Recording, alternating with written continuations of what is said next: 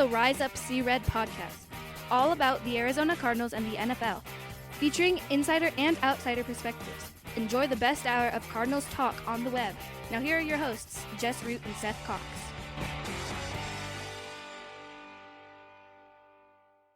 Arizona Cardinals fans, and welcome to the latest edition of the Rise Up See Red podcast, the best hour of Cardinals talk on the web. I'm your host, Jess Root from CardsWire.com, the Arizona Cardinals site from the USA Today NFL Wire. My co-host is Seth Cox from AvengeOfTheBirds.com, the SB Nation Arizona Cardinals site. We're in episode 375, and luckily, we are dealing with an on-schedule Cardinals team. They picked up their second win of the year over a bad Panthers team, 26-16. We're here to talk about that, Seth, but first thing let's talk about is this. The Cardinals get the win, but they still don't score in the first quarter. They still fall behind, but then come back and get the win. What were as the game was going on, what were kind of your reactions to this Cardinals team overall, and where you felt they were at and now where you feel they are at after picking up the win? You know, during the game, you and I were texting, and it felt like we were getting to the point where it might just be a bad baseball or football team.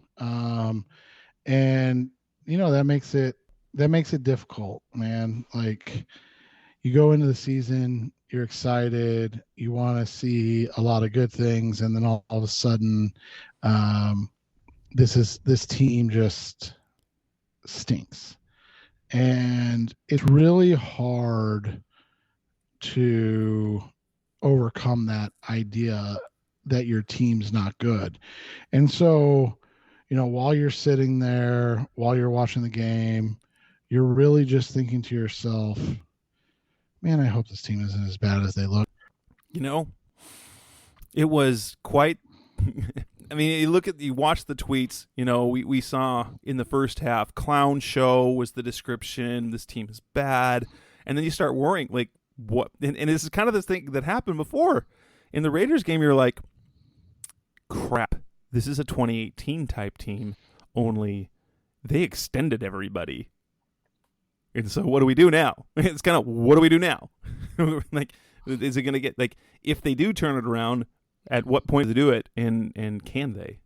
Yeah, can they do it? That's a big question. And, you know, you look at some of the things from this game. You saw a team that has, you know, talent, but they seem to shoot themselves in the foot a lot. That's something that I don't think anybody is going to deny. And, you know, when you're a team that is good but not quite great, you can't have a C game. And you've seen a lot of C games from these Cardinals, and that's hard to overcome, you know, whereas like the Chiefs play a C game against the Chargers and win, right? They play an F game against the Colts and almost win. Whereas, like, if the Cardinals are going to beat the Chiefs have to play a C game and the Cardinals have to play an A game right now. And, you know, if same thing with the Rams. If the Rams, you know, the Rams played like a C game, but the Cardinals played a C game against the Rams. Whereas, you know, a team like the 49ers can play an A game, and you see the outcome. So it's just one of those situations. You have to kind of sit back and watch, and it's unfortunate that it has been this difficult, but at the same time, you do feel like they're on the right path. It's just not the path we were hoping for. Right. Let's actually kind of start what we were going to go with. So coming up next on the Rise Up See Red podcast, the best of Cardinals talk on the web, we will start and talk about their offensive takeaways. We're going to go through the offensive takeaways. We're going to do the defensive takeaways from the game. We're going to look at J.J. Watt's situation, which was quite shocking. Look at the injuries and roster moves, what that means moving forward, and then look ahead to a very, very tough matchup at home against the Philadelphia Eagles. That's coming up on Rise Up See Red. We're back on the Rise Up See Red podcast, the best of Cardinals talk on the web. Offensive takeaways. It was another scoreless first quarter, 3 points in the first half, and then they end up putting 23 unanswered points on the board, kind of caught fire in the second half. What is the deal in the first half that doesn't? I will say this. We kind of had on social media when Cliff King or the offense got down to scoring position, they had the fourth and 2, 4th and 1, whatever it was, and opted to go for it and then got blown up with Rondell Moore. It looked like a blown assignment instead of kicking the field goal. I stand by, philosophically, Cliff probably goes for that every time, pretty much every time. That he's aggressive like that. That's but for me, situational awareness is what I think was needed there. You'd gone 3 games without scoring in the first quarter. Your defense was actually playing well. Let's reward the defense with some points on the board. Just get the field goal. Unless you were really worried about, that with the Prater injury later on, maybe that was a factor as well. But he'd already, kicked off. He actually hadn't. But get points on the board and just get that monkey off your back. After that, the offense just was out of sorts. Then you had the pick 6. It was just I don't know what it is about this offense that just doesn't. They can't get started. They need to get some rhythm, and they can never get rhythm in the first half. I do not understand it. It doesn't make any sense to me. Yeah, and it just seems like they again tend to shoot themselves in the foot, and so instead of making things easy for themselves, they're always playing from behind the 8 ball.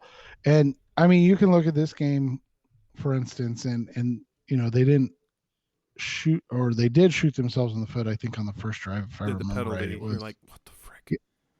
Yeah, so it was penalty on Zach Ertz, pass interference, so 10 yards, and then they were able to get that 10 back, right? And so it was 3rd and 4. And you're like, well, 3rd and 4. But then they run the deep shot, and Rondell Moore falls, immediately, or he slips before he even gets out of his break. And you're like, okay. And then, like you said, they get, so you're like, okay, well, that was self-inflicted. They make Carolina go 3 and out. And you're like, okay, perfect. And then they move the ball super effectively.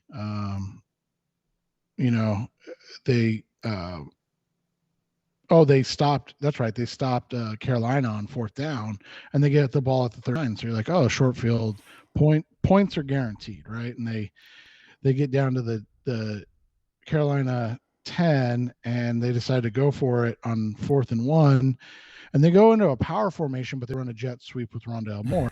and again, there had to have been a blown assignment there, because there's no way that when you're in that set that it makes sense to have a defender run free. And so, you look at it and you go, okay, well, then there's self-inflicted. Like, it wasn't anybody else's fault. It was their own fault. Like, yes, Brian Burns made a great play, but Brian Burns only made a great play because somebody didn't block him. And it's like, hey, that's their best player on defense. We should probably block. What was the protection scheme where you said, yeah, we're just going to let him run free? Yeah, right. And so it's just one of those situations where, okay, and so, like you said, the rhythm's not there. They make some questionable decisions. And this thing is, like, you can be like, okay, like 3rd and 4. Kyler takes deep shots. Like, if there's one thing we're going to criticize, he does that, and he's been rewarded in many. Then Bruce Arians did the same thing with his offenses. Is that when you see something, when you see a play down the field, you take that shot. The problem is that they haven't been doing it. I forgot that it was especially a point where you put points on the board and kick the field goal. Even philosophically, your defense had just stopped them on 4th down. They stopped them on a turnover and downs. Reward that defense with some points. Yeah, and that's where Cliff's being ultra aggressive came, was negative, so to speak. because like you said, at that point, with how bad your offense has been, especially in the first half of games, why not just get some points?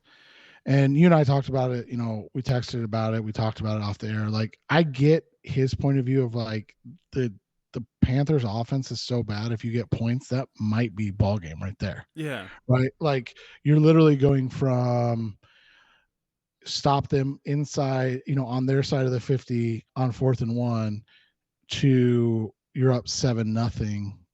And that might be all she wrote for a really bad Panthers team. So it's just, it's one of those situations. And sometimes they outthink themselves, and we talked about this on the last show. If there's one thing that Carolina's defense is very strong at, is they stop the inside run. But they had early success running the ball, so you think that maybe they should have just gone with that, unless it was because, they had literally done the same thing to Carolina where they stopped the QB sneak, and then they stuffed Christian McCaffrey on 4th down. So I don't know. You look at the first quarter. It was punt. It was 3 and out. You had the turnover on downs, 3 and out. Then the pick 6. Then another turnover and downs. So it took till their sixth possession to finally get points on the board, and that was after a turnover. It's a takeaway. The Cardinals didn't force that turnover, but they took it away. And so, yeah, at least they got points on the board to not get 2 scores down. But yeah, the whole first half, it was totally out of rhythm. You can't say they weren't doing anything consistently well. They looked good on a couple of plays, and then they would mess up, and that would kind of end it, or they made a decision to go for it and failed. I don't know. But then you go in the second half, and they were humming. That was kind of it, is that they were humming after that.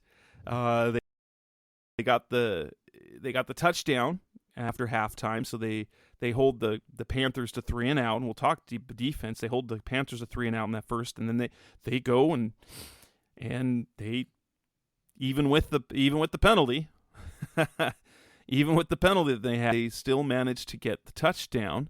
And after that, it was after that it went touchdown, field goal, touchdown, kneel out the clock, because that they didn't punt again the rest of the game.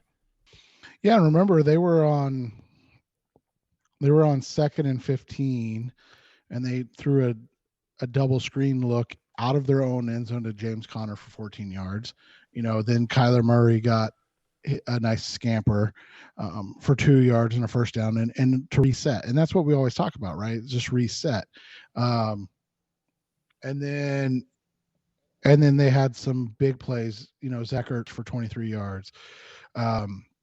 Benjamin for 9 yards. And then they finally get one where, they would have had a 43-yard touchdown pass from Murray to Marquise Brown, except C.J. Henderson did exactly what you're supposed to, right? And took the penalty. He ate the penalty, gave your defense a chance.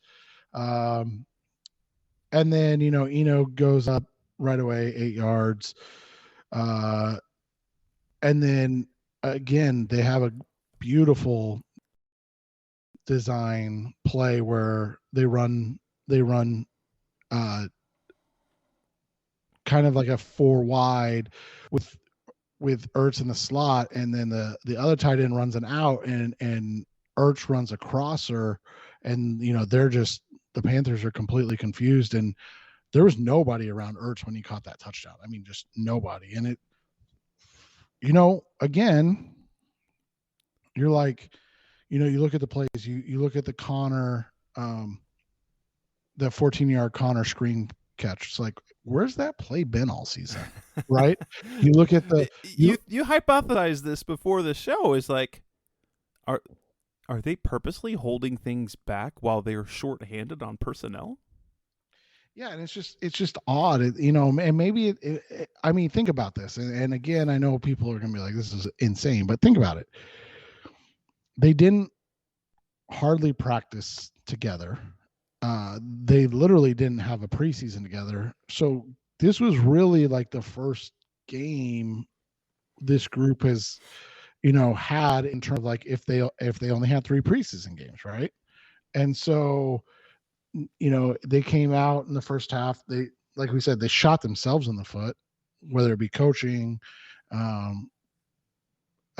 or assignments or whatever it is. They shot themselves in the foot, but they screwed up. And then in the second half, all of a sudden they're doing all this stuff. I mean, we've seen Kyler take a couple shots with Marquise Brown, but that was the first time it felt like it was like wide open, right? Like you're like, oh, this was like a great play call, because he, like, if CJ Henderson doesn't just grab him to make sure he doesn't catch it, it's 6 without question. And and then they come back and you see, again, you just see a nice mix and match of things. They come back, they go on a really, really long drive. They get the ball with 5:48 left.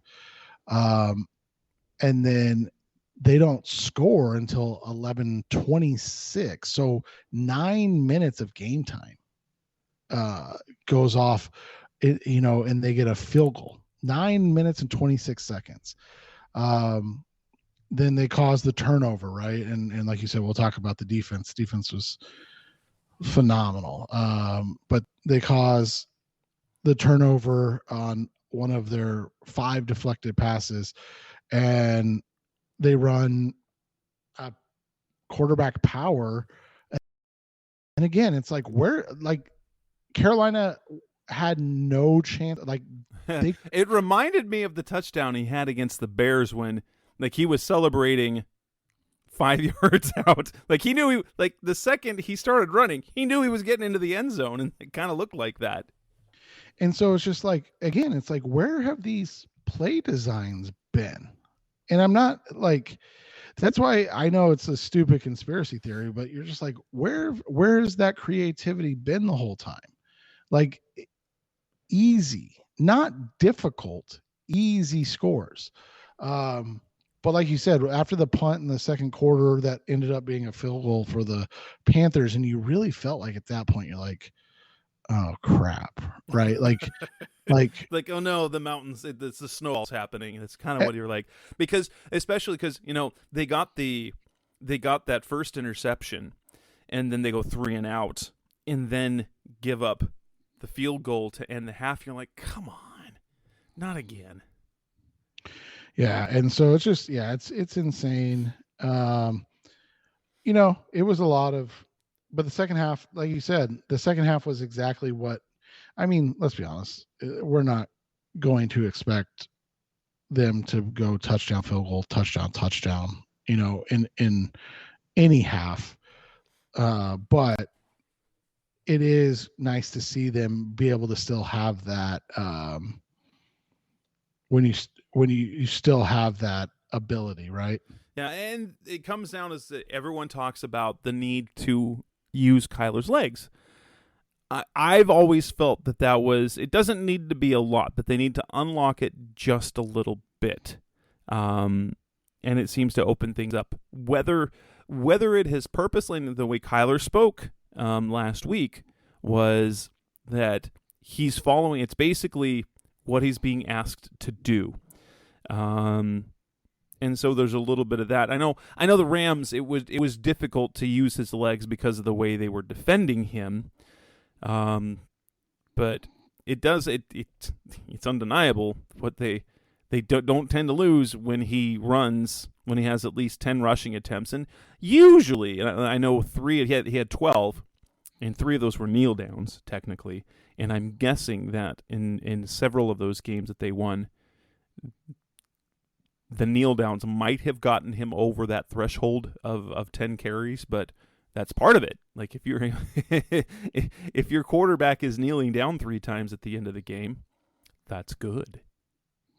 Right, exactly. That's the optimal way to use the run. And so, we're seeing a couple things. One, we're seeing the effectiveness of the running back by committee. And I know that's going to drive people crazy because you paid James Conner to be a lead back. But, if he's the guy that ends the game and you're getting, 10 carries and 60 yards or 55 yards, sorry, on 9 carries from your other two backs. I mean, we're talking 6 yards a carry. That's phenomenal. Yeah. And then James Conner's only getting you 3.5 yards a carry, but that's okay because he's doing it in situations where you're trying to score on the 2-yard line or it's late in the game and you're just trying to get a first down. That's fine. And then you're seeing that Marquise Brown, man, he is a wide receiver 1, isn't he? He can be. And given the opportunity he has, and we've seen, and that touchdown catch, both the throw and the catch were breathtaking on that touchdown that he had, because that's kind of what you want to see from your top receiver. You want to see Kyler, because we've seen Kyler make those dime throws time after time after time. But to finally get a guy that makes a play like that is really nice. And you're starting to see now, the more comfortable he gets, and he's more a part of the game plan, that, he's now had 22 catches for 228 yards in the last 2 weeks. And that's good stuff. Yeah, and then you've got Zach Ertz, who's not he's not the big play guy he used to be, but he is a very reliable receiver, which is, so important in this offense. Somebody that can give you those tough yards, and that's what he's getting right now. He's only averaging about 8 yards of reception, but he's on pace for like 85 and 800, and that there's nothing wrong with that. Definitely not. And that's going to set, like, he tied the franchise record for catches by a tight end in only 11 games last year with 56. And I think that what he did last year, I think it projected out to about 75 and 750. I think is what it would have come out to, is 75 and 750 over the 17-game season, which Cardinals, they've never had a tight end do that. No, exactly. And so that's just the way you look at it. And I think it's been a good mix. And you have to think that once they get back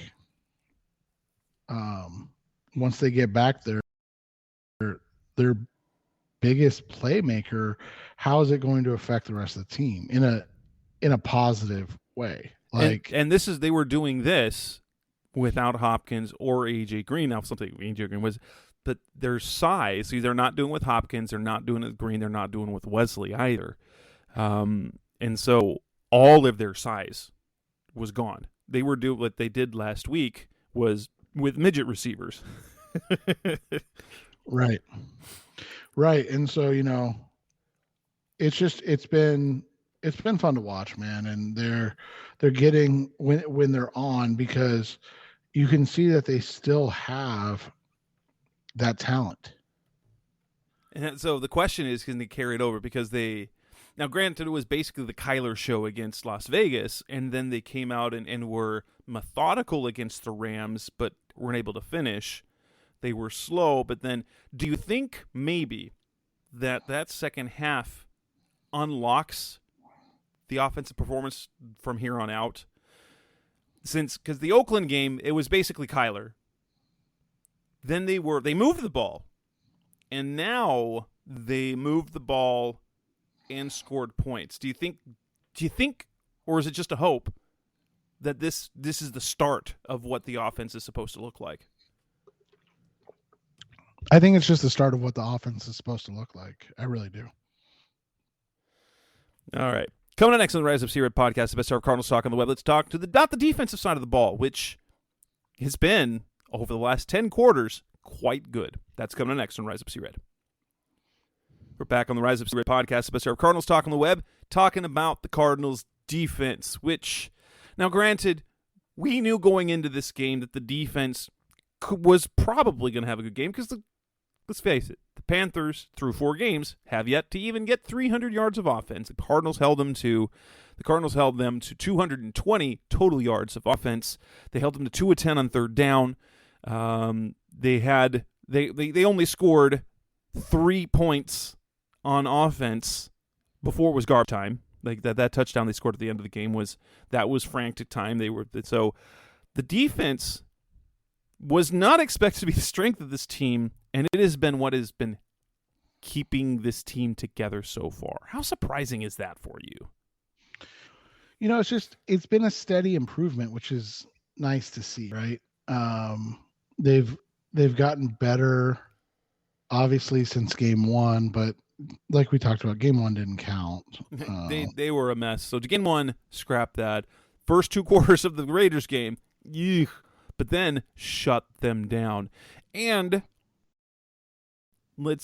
honestly, against the Rams, they gave up too many explosive plays, but for the most part, you look at the game plan, the defense performed about as well as you could expect against that team. The way they limited Devontae Adams in week 2, the way that they limited Cooper Kupp in week 3.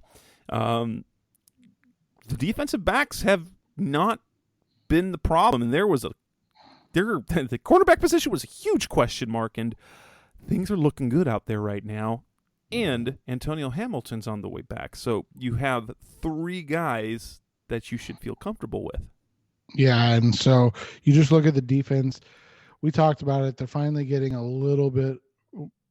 they're getting home a little bit more often, which, you know how I feel about pressures.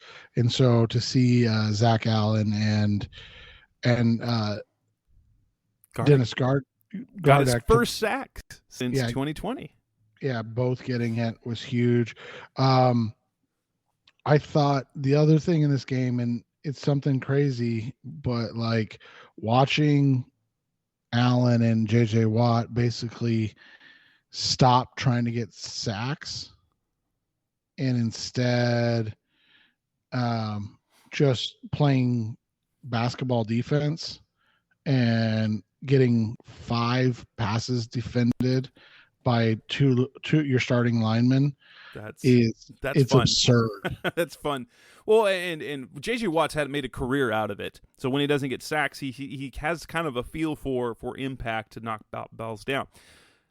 Zach, I don't remember the stat, but I remember he did it a ton in college when he was at Boston College. He was super productive. He had massive amounts of tackles, but he also would get his hand. So Zach Allen now looks like the player that the Cardinals, we see from him now what we thought that the Cardinals thought he would be. It's just taken a while. Yeah, it's crazy to see because he's been so good. And you and I have talked a lot about the issue with Zach Allen, right? And truth be told, it's been his health. Yeah, it was his health, and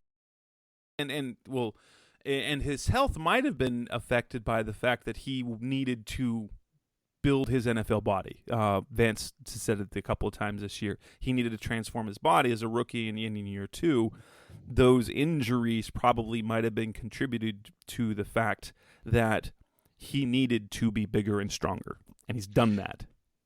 Yeah, and that's the thing is like it's crazy that it's taken this long, and there's been so many injuries along the way as he was dealing with it. But in that sense, he has really done a nice job of continuing to grow as a player and become a more well-rounded and, quite frankly, like you said, like borderline dominant player in the NFL. Right. And he it felt like he had the chance to be a Watt-like player without actually being J.J. Watt, because J.J. Watt, when he was at the top of his game, was, Aaron Donald-like in terms of his impact on games. But yeah, Zach Allen has been absolutely fantastic.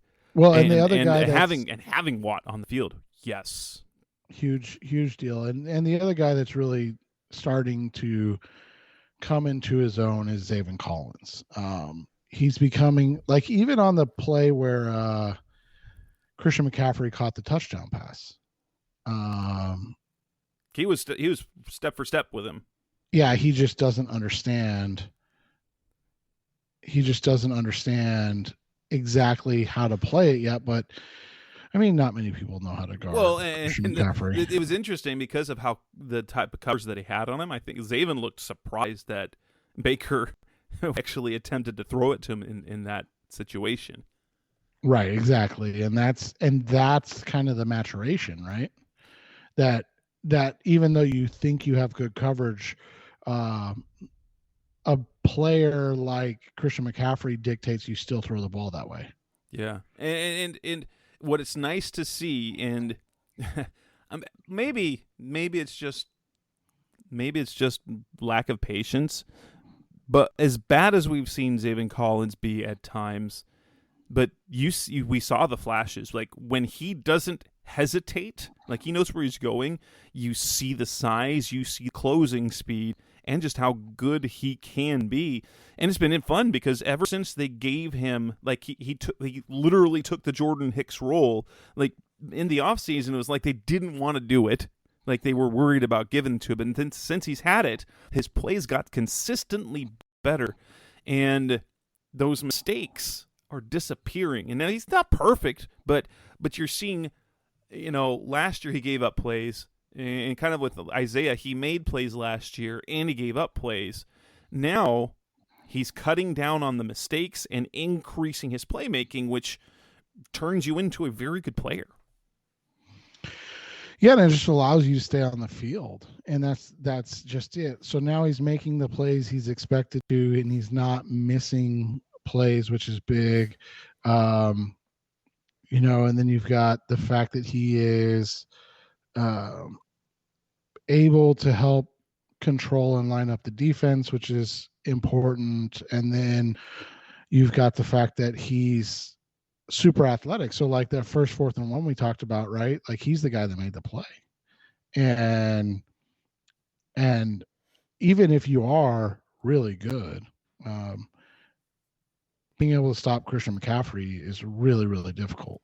And so for him to make that play was huge. And so it's just fun to see the maturation come into play. And even, Isaiah Simmons played, 83% of the snaps. Yeah. I'm not sure what the number was, but 83% of the snaps.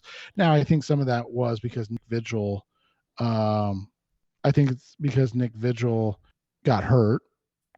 And so it's one of those situations where, you see maybe he got an extra 19 snaps because he played 19 off ball or linebacker snaps, because his other snaps were in the slot, at corner, at free safety. So, and that's very interesting to see how I'm super intrigued with the way that Vance Joseph is utilizing his personnel this year, and how creative he's had to be. One, because he wants to find ways for Simmons to be in there, but then trust Nick Vigil, and then the kind of the rotation of linebackers with Vigil and Tanner Vallejo and Ben Neiman, they're all getting playing time, and all of that I think has been because he hasn't really felt that he had 3 cornerbacks he could trust. Now against the Rams,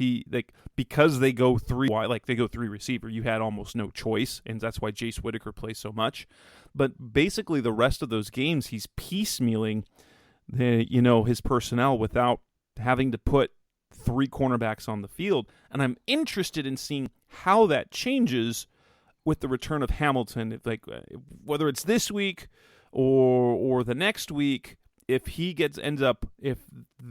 linebacker usage changes because he can go with a more traditional secondary. Yeah, it'll be fun to watch and see, and hopefully if it does change, it changes in a positive way for Isaiah Simmons, right? Right, and that he can, then he can settle into linebacker play and kind of go from there. Any other takeaways other than, this defense?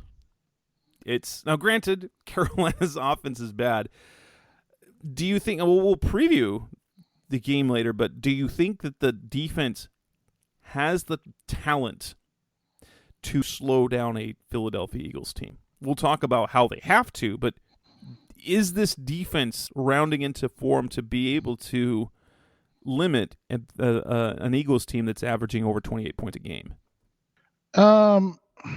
No, probably not. But we also saw that it's not uncommon.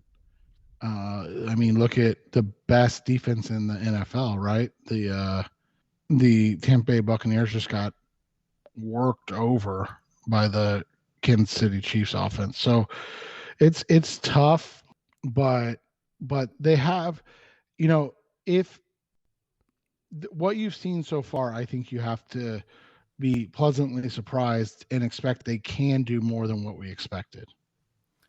Coming up next on the Rise Up See Red podcast, the best of Cardinals talk on the web. I have an interesting, shocking, and kind of a scary situation with J.J. Watt. Let's talk about what that meant and what we think's moving forward. That's coming up next on Rise Up See Red.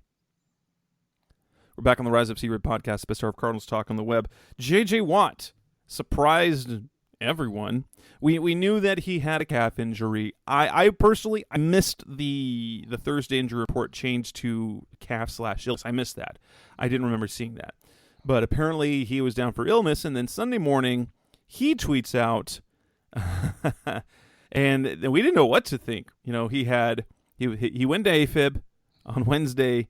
They shocked his heart back in the rhythm on Thursday, and then he played on Sunday, and he got really emotional about it after the game because it was the first time he talked about being scared, especially in a situation. He's been injured a lot. He's had a lot of surgeries, but now in the situation where they're waiting, they're expecting a baby in the next few weeks.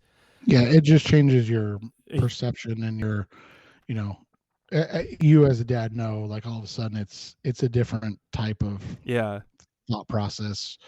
Because you're not just thinking about yourself. Right. And it's just, and people wonders like, well, should he have played?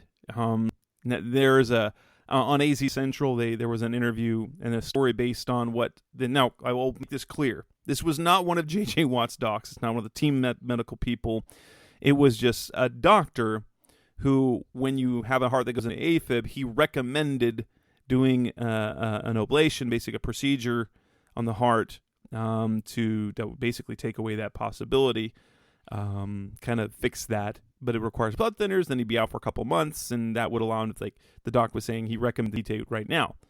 He wasn't Watt's doctor. His doctor said, and he talked to a lot of people, that he's fine to play. And from what I understand, my wife works in the medical field, and she said that that's something that can happen. It doesn't appear that that's something that's been chronic for him. It's probably something that could return. It could return this week. It could return in 5 years. It might never, ever happen again. But, when the doctors gave him the clearance to play, like, why wouldn't you play? Especially when you know the type of competitor that Watt is. Like, it would be like the doctors say, I'm okay, I feel okay, but I'm still not going to play. I'm just, like, if there's no greater risk than there already was, just, anyone like me, sitting down at a computer and writing, if I had it happen, and like, if he's not at any greater risk from playing football to have that happen to him than I am just, sitting on my couch and writing on my laptop, then of course he's going to play. And then he played a very good game, whether there was a little extra to it or just the fact that he's playing well and being more impactful statistically than he was last season. It was hard to see, one. Two, you could tell how upset he was about the leak because, anybody said injuries, whatever, that's football. You can leak that. But when it comes to something like that, he doesn't understand how that information got out. So we got out ahead of it before whoever was going to report it. Yeah, and I mean, like you said, your wife works in the medical field. I work in the medical field. Like, I can talk about this now because it's news. But like, when I worked at Barrow Neurological Institute. I was part of a team that saw the Diamondbacks GM's wife that just recently passed away. And like, they are going out and saying, hey, we are going through this. These are the doctors that are treating us. These are, and so, even then, there's still a lot of gray area about what you can say, not say, things of that nature. And so when stuff like that happens in healthcare, like, you're literally supposed to keep all of this information private. I mean, that's law. That's law. Yeah. I've been in healthcare. I'm 36 now. I've literally been in healthcare, whether it be pharmacy or chemotherapy research or now radiation, oncology. Like, I've literally been doing this since I was 18 years old. So I've been doing this 18 years.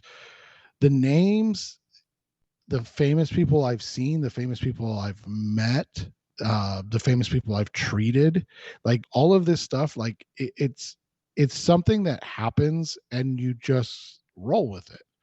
You don't text your friends and you're like, hey, guess who came into the office today?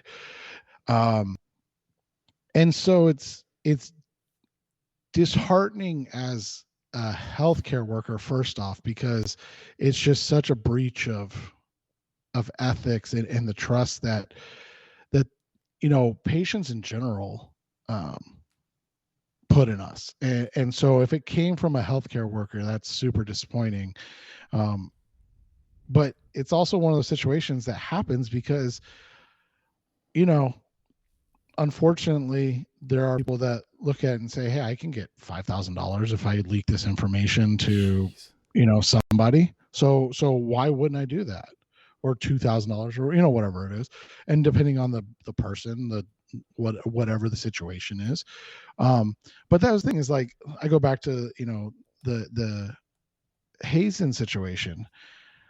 I mean, they're publicly out there talking about what she's going through, talking about where she's being treated, the doctors that are treating her. I literally work for these people, and I still don't even talk about it with my friends, close family. Like, I don't even mention it to my wife, really, like, because it's one of those situations. Like, I actually didn't say anything to my wife about that situation until she passed away. And I was like, oh, she was a patient of ours that when I was there, like, that was really difficult, like, because she was young and things of that nature. And it's like, and she's the one putting out the information, right? Like, she's saying, this is what I have, this, what I'm doing. And it's still not my place. Like, I'm not, that it's still not anything I am going to talk about, because it's their life, it's their health.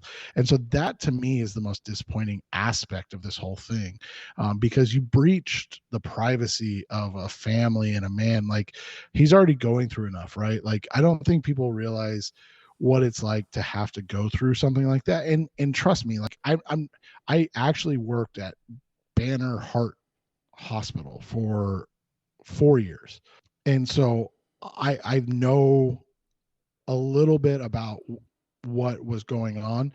And so when I say this, I'm not saying it as a callous person, but like, it's a fairly normal and nondescript situation. Yeah. I mean, it sounded pretty. You put him under, you shock him, heart goes back into rhythm. That's because when you shock the heart, it tends to do that. It either goes back in rhythm, it stops, or it starts again. So it's right. And so when the news broke, and the funniest thing is that the news broke, I tried not to get on my phone Sunday morning before the game starts, because it's been slightly negative within the fan base right now. And so try to stay positive heading into the game. And my manager emailed me, and she goes, hey, are you not going to write about the JJ Watt thing? And I'm like, what? JJ Watt thing. like I literally had no idea. And so like you read about it and you're like, oh, well, that's unfortunate that it leaked. It's scary as hell for a 32-year-old man that's in good shape to be like, oh my gosh, I have an issue with my heart. Like that's just scary, especially for, like you were saying, like an expectant father for the first time. Like whether it's the first time or the fifth time, it's still a scary aspect, but it's going through your head. And so for somebody to be willing to like leak that information, and now there's more pressure on him to talk about it and discuss it. I can tell you too, like I don't know if I text you guys, I don't know who I text, but like I read the McManaman article, and that bothers me, because like you said, like it's just a random doctor. Right. It's not his doctor. It's not a guy that has seen his chart. I mean, trust me, this guy knows a lot. He's been in school forever. Well, what he suggested is a standard procedure for it. Right. And it just sucks that they would, because all it does is send this wave of ambiguity over the fan base, right? Yeah. And I understand what McManaman's doing. Like he's talking to an expert and getting what he believes is the medical opinion of what they need to do. But like every patient is different, and every situation is different and unique. And so in that case, it's just, you have to go by what JJ's doctor is saying, not by a doctor that's in California that, yes, has done probably thousands of these procedures, but not even close to connecting with JJ Watt. Coming up next on the Rise Up C-Red podcast, the best hour Cardinals talk on the web. Let's move and talk about some of the injuries and the roster moves that are coming up that they have. What does it mean, and what concerns are they? That's coming up next on Rise Up C-Red. We're back on the Rise Up C-Red podcast, the best hour Cardinals talk on the web, and well, lo and behold, the Cardinals made a couple roster moves. Obviously, the one we noticed during the game was the fact that Matt Prater wasn't right. Now, he had a right hip. He was on the injury report all last week. But the fact that they didn't bring any kickers in at all, we felt, okay, Prater's going to be fine. The problem was he didn't finish the game. So the hip was bothering him. Eno Benjamin kicked off 3 times. They went for 2-on-1 after 1 touchdown because Prater didn't feel good enough to kick. They bring in 4 kickers on Monday, and they sign up Matt Amendola, who filled in for Harrison Butker for the Chief for a couple of weeks, who got hurt against the Cardinals, and they blamed the field. He's now on the practice squad, so there is a real possibility that Prater will not be able to go. But that wasn't even the surprising one. The surprising move is the Cardinals signed Billy Price off the Raiders practice squad, a guy that we hypothesized, we guessed could be a possibility to replace Rodney Hudson if Hudson had decided to retire. And now they sign him off the practice squad, and we're left wondering, wait, why? Why did they sign Billy Price? Justin Pugh has an injury to his elbow. He didn't finish the game on Sunday. He had the injury issue this last week. He left the game against the Rams, but returned. And so my first guess was this. Billy Price is an addition because they plan on Sean Harlow playing, because you don't need Billy Price to be a backup center or your third string center when you already have a rookie you're developing, 1 or 2, if you have Sean Harlow, unless they're done with Harlow, which they don't apparently not because they didn't cut him.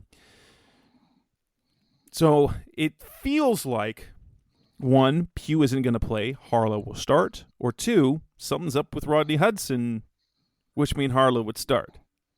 Yeah, all those situations sound awful, right? None of them sound good coming up against a defensive line. That includes Jordan Davis and Fletcher Cox. And you look at it, we talked a little bit about it. Cody Ford's still not. He's a couple weeks away. It's kind of what Cliff said. He's a couple weeks away. And so now you're on your, like you said, your third string guard, and I assume Max will start. Wouldn't you assume so? I don't know. That's about the thing about the move that I'm kind of surprised at. Well, so when Pugh went out initially, Max came in. Yeah. So yes, Max came in for him against the Rams, and then initially he finished the game as well in Carolina. But it was Harlow who started in week 1 for them. But that was like Max had just gotten back with the the question is, like, for me, maybe because I've kind of always felt that they had Harlow kind of higher than Max. I don't know, but maybe because Harlow had only gotten reps at center, they didn't want to use him as a replacement guard, because then it leaves you with no backup center if anything happens to him during the game. Which for me suggests it's probably Harlow. I'm hoping that's the case, because I don't want to think about the possibility that Rodney Hudson's not going to play this week. Yeah, and so maybe that's what it is. Maybe it's Harlow is now starting at left guard, and they want, like you said, a backup at center, and so Harlow, or because of the depth issue, that now they have Harlow as your backup guard and Price as the backup center. That's the only thing I can think. That's kind of what that is. And I will say, Max Garcia, as much as they like him, like one of the first plays that he came into the game, that blew up the play that they had, because what was it that I can't remember what play it was, but it ended up going for like, Kyler running and got. Oh yeah. It was because Max got totally blown up and kind of blew up everything that led to that. But yeah, I mean, I have no problem with the addition of Billy Price unless because when you sign a guy off a practice squad, you're committing 3 weeks of salary. That's a little bit of the logistic thing. He doesn't have to be on the roster for 3 weeks, but you are guaranteed he's going to pay. Maybe it simply is because of that. Is that if they know that Pugh's going to miss some time, Cody Ford's not back yet, so they want a veteran backup in there. So whether it's Max or Sean Harlow that's playing, they want another guy for depth, and then maybe Price is really short term, and they will cut him loose once Cody Ford comes back. Yeah, I mean, I think that makes the most sense, unless they're gonna move on from Harlow, which doesn't make sense, but he also hasn't been good. So I mean, who knows? I mean, at this point. That's true. When by the time you guys listen to the show, that probably will kind of have the answer to that. Actually, I don't think we'll necessarily have the answer. Rodney Hudson wouldn't practice on Wednesday anyway, and neither would Pugh. So we think they will miss practice Wednesday anyway. It's just whether they have an injury designation. We know that Pugh will have the elbow listed. Will Hudson, and Hudson did leave the game, but didn't miss any snaps. Did leave the game after the fourth down bad fumble, but it was weird because he came back into the game. So whether it's his hand or his knee or or he decided, no, I'm done with this, I don't know. But that is the move that you were like, oh, wait, what? That's was the question there. And then Andy Isabella, no longer on the team. They released him on Tuesday, which suggests to me that at minimum they will get AJ Green back. AC Green, holy cow, that's an old name from the NBA. AJ Green back, and probably Antoine Wesley. And I think Antoine Wesley is the more certainty. It's the more certain one coming off of IR this week to be ready. But Andy Isabella, one of the more disappointing. Granted, he's only he was a late second round pick, but still one of the more disappointing picks because, well, one, everyone loved the pick coming out of the draft. Two, he was super likable to start. He looked like you were going to have this impact player from a small school, and then just nothing. But this was a long time coming. Luckily, he's not a vested veteran, so they don't have to pay his full salary. So yeah, and I mean, you just look at it; it's one of those situations. He just never he never clicked. And the issue becomes that he is a guy that was drafted in front of guys that have been Pro Bowlers and all forever pro. connected to DK Metcalf. Forever connected to that because he was taking 2 picks before Metcalf. Metcalf's been a baller. He's been a stud. And the Cardinals could have had Metcalf. But we know contextually is that they didn't see Andy Isabella. They didn't draft Andy Isabella to do what DK does. They drafted him to be a slot guy, and he never became a slot guy either. So, bad on their part. Cliff liked him and seemed to continue to like him, but he never developed into a good slot guy, and he wasn't good enough to play ahead of the guys that they had on the outside. So what you had was a fast special teams guy that everyone hoped would do something but never did. And then when he was given permission to seek a trade, nobody wanted him. I will be surprised personally if he gets picked up in waivers. Yeah, he's fast, but he doesn't offer much on special teams. Maybe something in the return game, but maybe he'll get picked up on the practice squad somewhere. But I don't know what's next for Andy Isabella. Yeah, and like you said, he's fast. He doesn't catch the ball extremely well.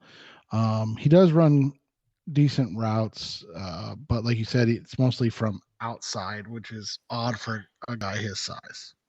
So yeah, and then the moves that happened on Tuesday seem to suggest that Colt McCoy will be. Well, we know that Antonio Hamilton, Antoine Wesley, and Colt McCoy were all designated to return. That means they can practice. It doesn't mean that they'll be back this week, but it feels like Colt McCoy probably will get activated this week, and that Antoine Wesley will probably get activated this week. I know Colt McCoy isn't a sure thing. They cut Jarrett Guarantano off the practice squad when they signed the kicker, and so now they've got 3 quarterbacks. I mean, if Colt's not ready, they could push it another week, but I'm guessing Colt will be the backup this week. Wesley will get some playing time, and Trace McSorley gets cut and ends up on the practice squad again. Yeah, that makes the most sense. Coming up next on the Rise Up C-Red podcast, the best of Cardinals Talk on the web, we will wrap things up with the final segment where we talk about the Eagles, the Philadelphia Eagles, the 4-0 Philadelphia Eagles coming to town to take on the Cardinals, who have not won at State Farm Stadium for seems like forever now. Let's preview that game, make our predictions. What do we think is coming next? That's coming next on Rise Up C-Red. We're back on the Rise Up C-Red podcast, the best of Cardinals Talk on the web, and the Philadelphia Eagles and all of they have been good. They have been very good so far this year. They are 4-0. They are clicking on offense and on defense. Jalen Hurts is playing actually, he's not hurting them. He's been productive, but they're doing everything well. They're running the ball extremely well, which they have. They've got playmakers at receiver with A.J. Brown and Devontae Smith. Dallas Goedert, their tight end is still very good. And so there really is no real weakness to their game except that they might be without their kicker, which means they might have a kicker off the street. I don't know what this game, but like historically, if you look at this team, it's this is going to be rough. It's going to be a rough game because everything's going. So you've got a high-powered offense, with the Cardinals struggling offensively to keep up, which seems to think, okay, how are they going to keep up with the Eagles? And they also play extremely well defensively over the first 4 weeks of the season. They have 16 sacks and 10 takeaways. That is something else. Yeah, the biggest thing this weekend is going to be about the Cardinals' ability to run the football.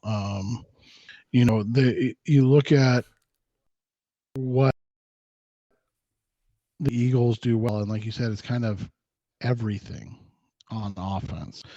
And so what do? Well, you keep the ball out of their hands. Kind of like this is the game. Their offense has to be good, or they will have no chance. Yeah, kind of like what you saw with them against the Rams, but the difference is you have to finish in this game.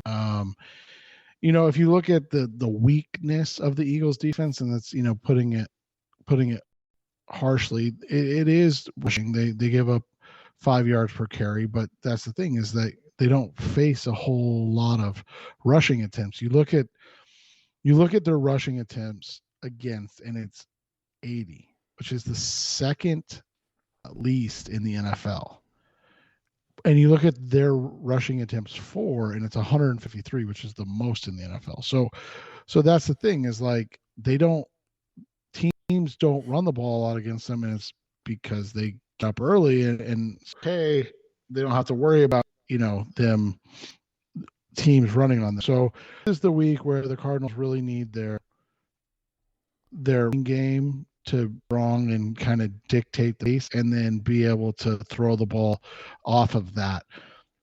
If they're able to do that, then they have a chance, because what that'll do is that'll, like you said, that'll put the onus on Jalen Hurts. He's been very good this year. But I mean, he's only thrown 4 touchdowns, not thrown for 1,120 yards, but he's only thrown for 4 touchdowns. They have 10 rushing touchdowns on the season. He has been sacked 9 times, so they do give up some sacks. And so that's going to be what they need to do if they're going to be successful.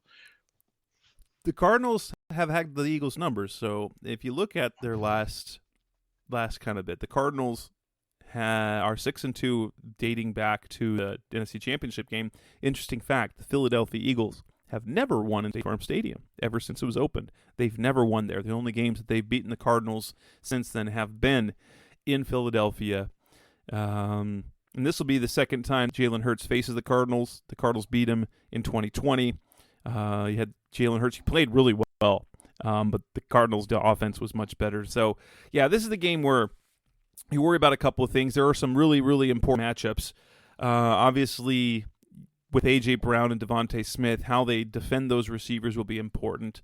Hassan Reddick is, we know him. We know what he can do. He's had 3.5 sacks in the last 2 weeks.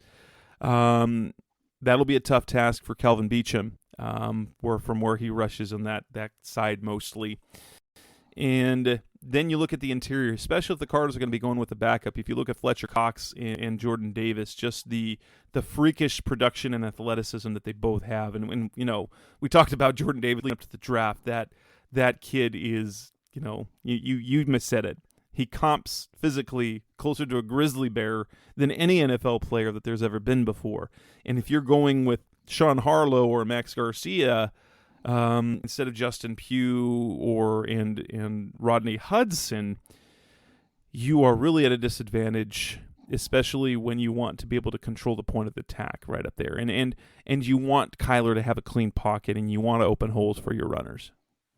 Yeah, and that's what they need. And like you said, it's just going to be about being able to keep them at bay. On the season, Reddick has 3.5 sacks.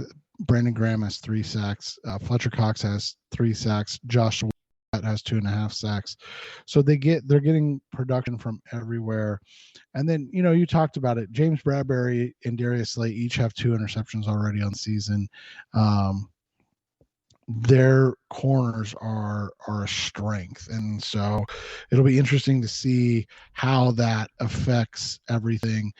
This is a good team, man. Like, it's going to be a good challenge for the Cardinals to see where they're at in terms of the pecking order for the NFL. It's just really interesting that you look at a team that's 4th, I believe, in scoring offense. Yeah, 4th, and they only have 4 touchdown passes. Like, that's really, really hard to understand. I mean, Brown has 1, Devontae Smith has 1, Dallas Goedert has 1, and then Quez Watkins has 1. But like, they get inside the red zone, and Jalen Hurts is such a menace. He has 4 rushing touchdowns already. Miles Sanders has 3. They have 10 as a team. Like, it's just crazy to see. But yeah, I mean, we'll see how it plays out overall, and what this does. This is a game where I come into it and I see a game where the Cardinals are not going to win. So right, and this is a game. Now, like before the season, you looked at the game that you hope that they would win, but it's not a must win. I mean, it kind of is, because the Cardinals have gone 7 straight games to State Farm Stadium without winning. You can't be a good team and lose at home consistently. It's a conference game. But here's the way I see it. I see it kind of like the Rams game, but a win, especially how they've played for the first 4 games of the season, both teams, this is a reset expectations type of game for them, where really what we hope to see is that they compete and can be close in this game, so that they're not getting boat raced, but that they're playing they're at least playing competitive, where they're not completely overmatched. Because then you have the hope, okay, they can win in Seattle, hopefully, and then be 3-3 and all is happy. But this would reset expectations, put them in a position to go 4-2 without Hopkins, which would be a great situation to be in, to knock off the best team in the NFC right now, playing the best football in the league. Really would be a confidence booster. It's something the fans need. But do I expect that to happen? Do I think it'll happen? I think it can happen, but I'm not banking on that. Even Mr. Optimist here, I do not have this pegged as a win, but I want the Cardinals to be competitive, and I think they will make it a competitive game, because even as good as the Philadelphia defense has been, they can give up points. They gave up 21 points to the Jaguars last week. They gave up 35 to the Lions. Now, the Lions have been scoring on everyone, but if the Cardinals are in rhythm offensively, I think that they will be able to keep up at minimum with the Eagles. And if the defense can make a couple of stops, get a turnover, and the offense takes care of the ball, there is a chance that they can make the upset. I just don't expect it. Yeah, and that's how I kind of look at it. And you talked about it. I jokingly talked with Justin the other night on our podcast about how, has a team in the NFL ever been first in scoring and last in scoring defense? Because we could see that with the Detroit Lions this year. So that's, like you said, their onslaught is interesting. But the Vikings offense is average. The Commanders offense is really, really, really bad. Who's to say that the Cardinals offense has been bad and good, but mostly bad.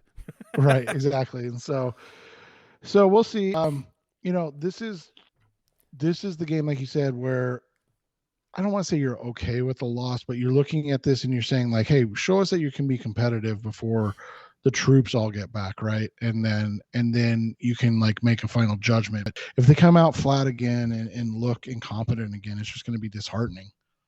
Absolutely. And with that, my expectation, I wrote this for Sports Weekly as my preview, and it's kind of what I'm looking at moving forward with this game. Is I think the Cardinals will offensively find the rhythm, but will be overmatched.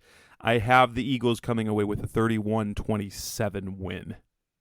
Yeah, and I think that's about right. I would say, 31-27, 31-28 is about right.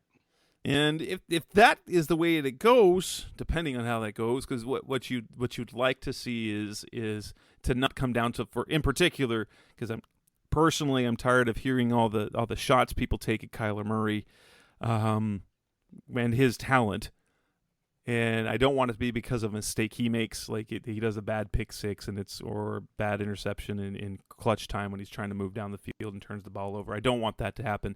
I just want to be. I'd rather this be a game where the defense is overmatched by a very talented Eagles team. But I wouldn't put it past the Cardinals in this sort of situation to finally get things going. They have a little bit of rhythm with the second half of that game.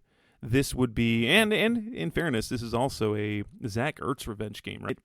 Right, exactly. So Hassan Reddick already had his revenge game last year with the Panthers, so this is not a revenge game for Reddick. He'll be up for that game no matter what. Well, and let's be honest, the Cardinals tried to bring him back to sign him again. So they did. I mean, he's not what's the revenge for? They they wanted him back. He just got more money from his hometown. He did. Who can get mad at that? No. So this is a Zach Ertz revenge game. Yeah, pretty much that. So with that, is there anything else of note that we need to bring up for this game in particular? It could be a game of backup kickers. because, Jake Elliott's banged up. I think the Eagles brought in some kickers on Tuesday to look at, and the Cardinals signed Matt Amendola. I would guess, if I had to guess right now, that if there's any doubt at all that Prater wouldn't make it through the game, that they will decide to go with Amendola instead of Prater. Problem being with that, he's not good in long distances. He's 2 of 5 from 40. He's never hit a 50-yarder in his NFL career. Yeah, so, I mean, obviously you'd like them to be healthy, but it's game 5. 2 and 3 is not the worst thing in the world, and having Prater deep in the season is way more important than winning one game or potentially losing one game and Prater. Absolutely. With that, we will wrap up this edition of the Rise Up See Red podcast, Best of our Cardinals talk of the web on the web. This is episode 375. It's in season, so of course we will be back again next week, hopefully talking about a surprise upset Cardinals win, but at minimum, hopefully it's not dealing with, oh crap, the Cardinals are bad again, where we worry about them being the Seattle Seahawks on the road, who suddenly are scoring points, and Geno Smith looks like the quarterback you always thought he could be when he came out of college, right? You're just a decade right. too. You were a decade early on your evaluation. Exactly. With that, that's Seth Cox. I'm Jess Rue. This is the Rise Up See Red podcast. We'll be back again next week. Thanks, guys. Thanks for listening to the latest edition of the Rise Up See Red podcast. Listen to previous episodes and subscribe to the show on Apple Podcasts, Stitcher Radio, Audioboom, or many other podcast platforms, so shows are delivered directly to your mobile device. Please give the show a 5-star rating and always support the sponsors who support the show. We'll be back soon for the best hour of Cardinals talk on the web. Rise up, Red Sea, be Red, See Red, and of course, Rise Up, See Red.